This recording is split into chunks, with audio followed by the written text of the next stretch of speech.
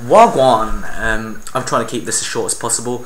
I'm doing a product gear comparison review of two identical products. No surprise, it's from Alpinestars. On my hands, Alpinestars GP Pro gloves. I bought them literally an hour ago and I've worn them for 5 miles. In my hands, Alpinestars GP Pro gloves. I bought them 18 months ago. They have seen extensive use. They've seen more moisture than a hooker's cunt because being in the UK, it rains a lot, particularly in summer. And I've done a lot of I've done a lot of miles in such a condensed period. So realistically, if you're a Sunday rider or a fair weather rider and you have these gloves, expect them to look like these in about 4 or 5 years. Chances are, if you're suffering a midlife crisis, you've probably given up biking, in which case you'd probably be flogging these gloves off on eBay for an extortionate price, which is why I purchased these at Heingericke. They're doing 40 quid off if you spend 60 quid, and you know that nobody's got their sweaty mitts on the inside and decided, I don't like biking, so I'm going to give up.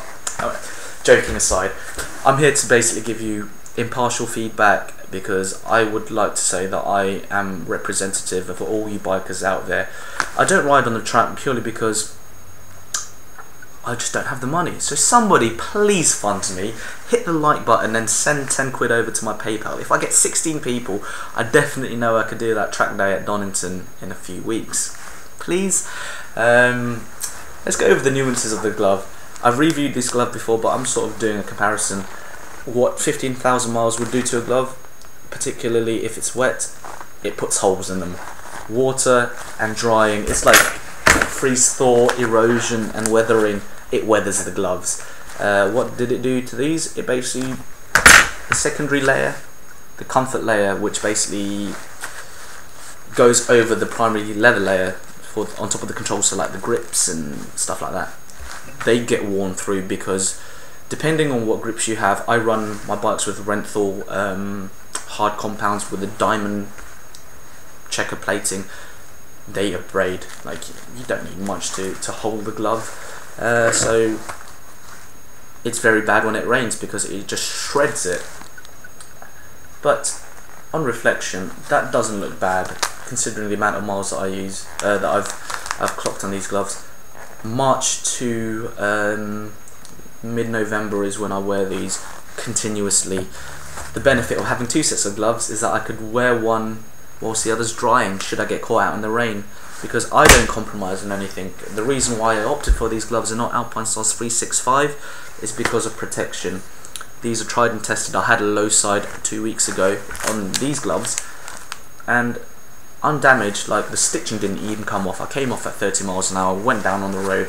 The front end tucked on me because, like an idiot, I did a noob mistake. Cold tyres, front brake in a bend. Scuffed the jacket. Sartsos came out completely unscathed. But hey, I spend a lot of money on my kit, and I know full well that I expect it to do the job that it does. And that's the reason why I do all these reviews, because I want to share the benefits with all you guys. I'm not a brand whore. If you think that I'm a brand whore, I've got 2 words for you: fuck and off. I just like wearing Alpinestars because it's the shit, it's bling.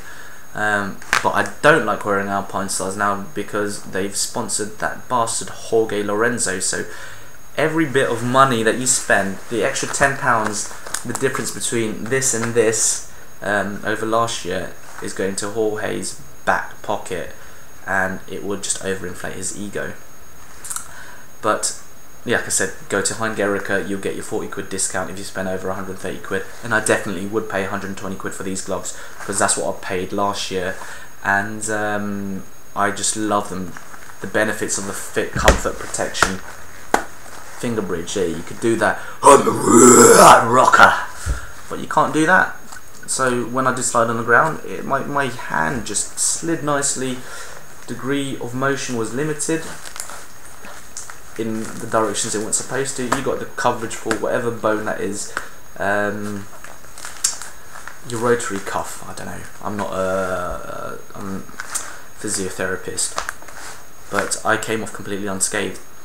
I want to emphasise the point on quality control. I've been very happy with Alpinestars' recent stuff that's come out of their factories. This jacket's a 2011 jacket, and so are these gloves.